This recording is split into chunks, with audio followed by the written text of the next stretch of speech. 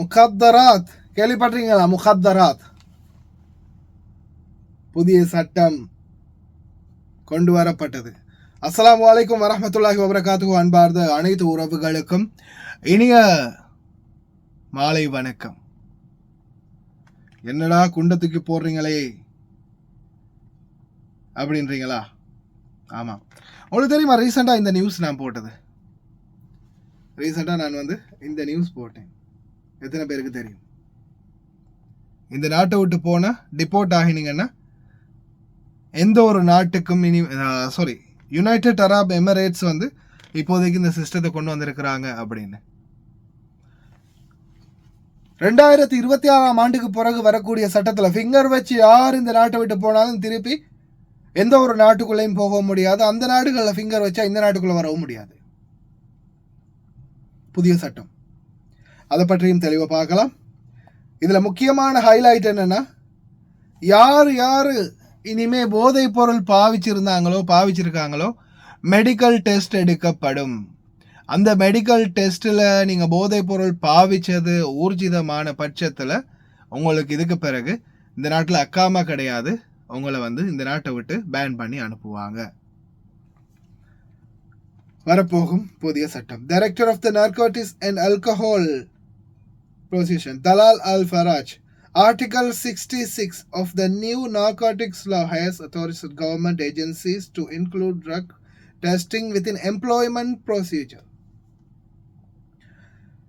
எந்த ஒரு தொழிலாளராக இருந்தாலும் அவங்களுடைய புதிய அகாமா ரெனுவலுக்கு முன்னாடி நார்கோட்டிக்ஸ் மற்றும் ஆல்கஹால் மெடிக்கல் டெஸ்ட் எடுக்கப்படும்.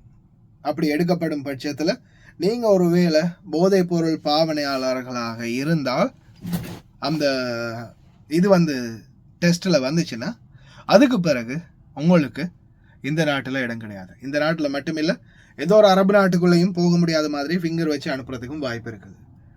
உங்களுக்கு தெரியுமா, இப்போ ரீசெண்டாக நான் ஒரு ஆர்டிக்கலை பற்றி சொல்லியிருந்தேன். யுனைடெட் அரப் எமிரேட்ஸ் மற்றும் குவைத் ஒன்றிணைந்து அவங்களுடைய டேட்டாவை ஷேர் பண்ணிக்கிறாங்க. அதாவது இந்த நாட்டுடைய குற்றவியல் தகவல் அனைத்தையும் அவங்களுடைய நாட்டுக்கும், அவங்களுடைய குற்றவியல் தகவல்கள் அனைத்தையும் இந்த நாட்டுக்கும் ஷேர் பண்ணிக்கிட்டாங்க. இது வளைகுடா ஒப்பந்தத்தின் அடிப்படையில் தான் இது செஞ்சாங்க. இப்போ வளைகுடா ஒப்பந்தம் தாண்டி அடுத்தது எங்கே நிற்குது தெரியுமா? ஒட்டுமொத்த வளைகுடா நாடுகளையும் கல்ஃப் கோஆபரேஷன் கவுன்சில் யூனியன் இணைந்து ஒட்டுமொத்த நாடுகளும், அதாவது இந்த அரபு நாடுகள் மொத்தமும் இதை பார்த்தீங்கன்னா என்னன்னு சொல்கிறாங்கன்னா, wireless communication project TETRA, the implementation of an electronic system for exchanging fingerprints of deportees, additional traffic related service and Gulf Cooperation Council system merging எல்லா அரபு நாடுகளும் ஆரம்பிக்கலாம். United Arab Emirates, Dubai, Oman, Qatar, Saudi Arabia, Bahrain, Kuwait, இந்த 6 நாடுகளும் எல்லாம் வந்துட்டு தானே. United Arab Emirates, Qatar, Bahrain, Oman, Saudi, Kuwait. அப்போ இந்த 6 நாடுகளும் ஒன்றிணையுது. கத்தாரில் ஃபிங்கர் வச்சுட்டு போனீங்கன்னா குவைத்துக்கு வர முடியாது, சவுதிக்கு போக முடியாது, மற்ற நாடுக்கு போக முடியாது. குவைத்தில் ஃபிங்கர் வச்சுட்டு போனீங்கன்னா கத்தாருக்கு போக முடியாது, துபாய்க்கு போக முடியாது, சவுதிக்கு போக முடியாது, ஒமானுக்கு போக முடியாது, பஹ்ரைனுக்கும் போக முடியாது. அந்தந்த நாட்டில் நீங்கள் என்னென்ன இதில் இன்னொரு விடயத்தை தெளிவு சொல்லிக்கிறேன். ஒருவேளை நீங்கள் ரெசிடென்சி வயலேட்டராக இருந்து போகும் பட்சத்தில் சம்டைம் சான்சஸ் இருக்குது உள்ள நுழையிறதுக்கு. நீங்கள் அக்காமா இல்லாமல் தான் இருந்து போனீங்க, அக்காமா உங்களுடைய காலாவதி ஆகினதால் உங்களுக்கு இந்த நாட்டில் ஃபிங்கர் வச்சு போக வேண்டிய சூழல் ஆகிச்சு அப்படின்ற மாதிரியான பட்சங்களில் உங்களுக்கு சான்சஸ் கிடைக்கலாம். பட் போதைப் பொருள், சீரியஸ் டிராஃபிக் வயலேஷன்ஸ், இப்போ சீரியஸ் டிராஃபிக் வயலேஷன்ஸ் பண்ணக்கூடிய ஒருத்தர்னு வைங்களேன், குவைத்தில் உங்களுக்கு லைசன்ஸை பேன் பண்ணிட்டாங்க. குவைத்தில் இதுக்கு பிறகு உங்களுக்கு லைஃப் டைம் லைசன்ஸ் கிடையாது. அப்படியாப்பட்ட ஒருத்தருக்கு நீங்கள் மற்ற நாட்டுக்கு போனாலும் உங்களுக்கு லைசன்ஸ் கிடைக்காது. டிரைவராக நீங்கள் எந்த ஒரு அரபு நாட்டுக்குள்ளேயும் நுழைய முடியாது. எல்லா அரபு நாடுகள்லையும் உங்களுக்கு போனால் நீங்கள் குவைத்தில் இப்படி ஒரு டிராஃபிக் வயலேஷன்ஸ் பண்ணி உங்களுக்கு லைசன்ஸை பேன் பண்ணியிருக்கிறாங்க, அதனால் நாங்கள் எந்த நாட்டிலையும் உங்களுக்கு லைசன்ஸ் தரமாட்டோம், நீங்கள் அதே தவிர திருப்பியும் பண்ணுறதுக்கு வாய்ப்பு இருக்குது, அவுட் அப்படின்னு சொல்லி உங்களுக்கு லைசன்ஸ் தராமல் போகிறதுக்கு வாய்ப்பு இருக்குது. நீங்கள் ஒரு ஆமிலா சாதாரண தொழிலாளராக வேணும்னா, ஒரு லேபராக வேணும்னா நாடுகளுக்குள்ளே போகிறதுக்கு வாய்ப்பு இருக்குது. அது அடுத்தது இப்போது நீங்கள் வந்து இந்த ரெசிடென்சி வயலேட்டர்ஸ் இல்லாமல் திருட்டு, கற்பழிப்பு, அதே மாதிரி போதைப் பொருள், மதுபானம், விபச்சாரம், சில கொலை குற்றவாளிகள், அதே மாதிரி அது சம்பந்தமான சந்தேக நபர்கள், இந்த மாதிரியான குற்றவாளிகளுக்கு எக்காரணத்தை கொண்டும் இடம் கிடையாது. எந்த ஒரு நாட்டுக்குள்ளேயும் நுழைய முடியாது. போதைப் பொருள்ல முக்கியமாக ஆல்கஹால், கள்ளசாராயம், அந்த டீமுக்கும் எந்த ஒரு அரபு நாட்டுக்குள்ளேயும் இனிமே இடம் இல்லை. பிடிபட்டு போனீங்கன்னா இந்த சட்டம் அமலுக்கு வரும்போது இன்னொரு விடயத்தையும் தெளிவாக குறிப்பிட்டுக்கிறேன். எப்படியுமே நான் நினைக்கிறேன், ரொம்ப பழைய டேட்டாக்களை வந்து சாதாரணமாக இப்போ நீங்கள் 2010ஆம் ஆண்டில் ஃபிங்கர் வச்சு போயிருக்கீங்க, 2005ஆம் ஆண்டில் ஃபிங்கர் வச்சு போயிருக்கீங்க, 2000ஆம் ஆண்டில் ஃபிங்கர் வச்சு போயிருக்கீங்க. இந்த மாதிரியான காலம் இல்லாமல் சாதாரணமாக ஒரு 2000 நம்ம உதாரணத்துக்கு சரியா, எல்லாமே ஜஸ்ட் உதாரணத்துக்கு தான், 2015ஆம் ஆண்டு அல்லது 2020ஆம் ஆண்டு அல்லது நாம் அதையும் விட்டுருவோமே 2025ஆம் ஆண்டில் இருந்து ஆரம்பிக்கிறாங்கன்னு வச்சுக்கலாம். அப்போது இந்த 2025ஆம் ஆண்டிலிருந்து இதுக்கு பிறகு யாராவது ஃபிங்கர் வச்சு போனீங்கன்னா உங்களுடைய டேட்டாக்கள் அங்கே போகும். ஏன்னா இப்போ ரொம்ப பழைய டேட்டாக்கெல்லாம் வந்து ஷேர் பண்ணிக்கொள்ள மாட்டாங்களே, ரொம்ப பழசாக இருந்துச்சுன்னா. ஏன்னா அது ஒரு ஸ்டோரேஜ். நம்ம இப்போ ஒரு ஃபோனில் நம்மளுடைய phone 128 GB, 240 GB, 256 GB, 512 GB, 1000 DB, இந்த மாதிரியெல்லாம் நம்ம ஃபோன் வச்சுருக்கோம் இல்லையா? அது மாதிரி இந்த டேட்டா சேவ் பண்ணுறது எத்தனை இதாக இருக்கும்ட்டு பாருங்கள். அந்த ப்ரோசஸர் எந்த அளவுக்கு அந்த இதை சேவ் பண்ணி வைக்கணும், சிஸ்டத்தை, ஸ்டோரேஜ். அப்போ அதால் ரொம்ப பழசை வந்து நான் நினைக்கிறேன் ஷேர் பண்ணிக்க மாட்டாங்க.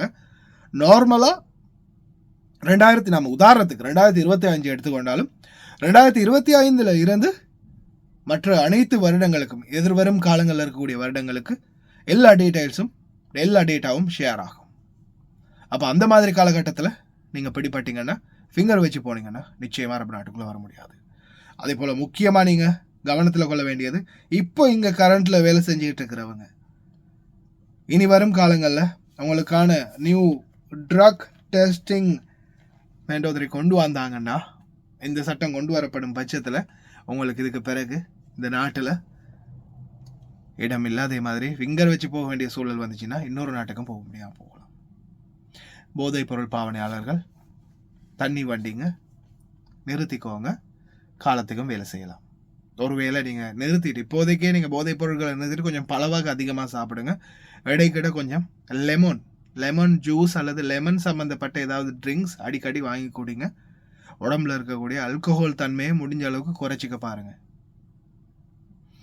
அதே மாதிரி கசகசான்னு சொல்லுவாங்க நம்ம ஊரில், அந்த சர்பந்துலாம் போடுறது.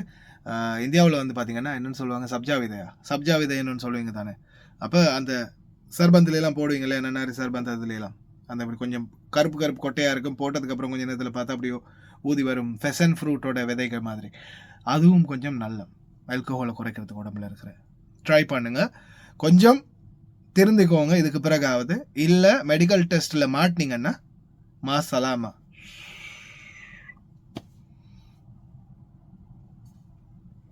هو الشخص اللي يروح مكان وهذا المكان يكون فيه ناس قاعد يتعاطون وهو يدري أن الناس قاعد تتعاطى فيه، سواء رايح مع شخصين 3. شنو هو المكان المعد للتعاطي؟ شقة، بيت، ديوانية، كشتة، شاليه، مخيم، أيا ما كان طبيعة هذا المكان، طالما أنت تدري أن في ناس قاعد تتعاطى في هذا المكان وأنت رحت بإرادتك وجلست معاهم، أنت جليس. خلني أضرب لك مثال عشان الصورة تكون واضحة. اليوم أنا أحمد اتصل علي شخص، السلام عليكم، أبي أروح والله، قال لي أمرك نروح الشاليه مع بعض. صح. قلت له يلا، سرينا. أول ما رحت في ناس ما أعرفهم في ناس اعرفهم طبيعي، وصلت لقيت 2 أو 3 متواجدين قاعدين يتعاطون مواد مخدره او مؤثره ايا ما كانت هذه المواد.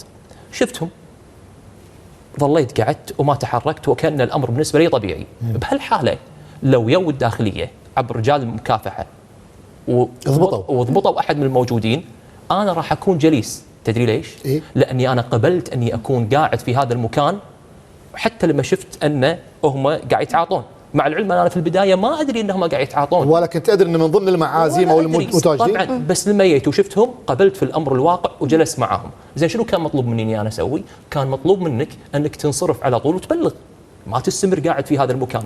الفرضيه الثانيه اني انا اتصل علي صاحبي قال لي نبي نروح الكشته الفلانيه، وترى في كم واحد قاعدين على كتر قاعد يتعاطون ايا ما كانت هذه المواد، ورحت معاه. طبعا انا الحين ادري ان في ناس قاعد تتعاطى، وقبلت على نفسي اني انا اجلس في هذا المكان وقعدت معاهم.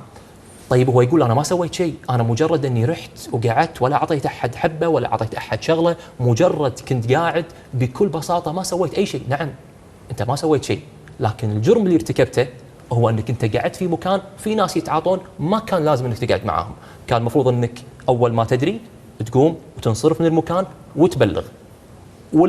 وهذه رساله، لا تروح حق مكان ما تعرف الناس اللي موجودين فيه، وقبل لا تروح تاكد من الناس اللي موجودين هناك.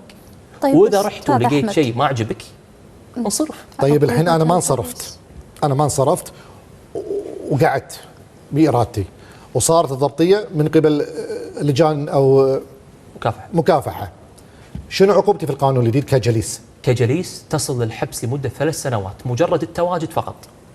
3 سنوات حبس. فالسؤال المنطقي، هل الامر يسوى انك انت تقعد في مكان في ناس يتعاطون وتاخذ 3 سنوات؟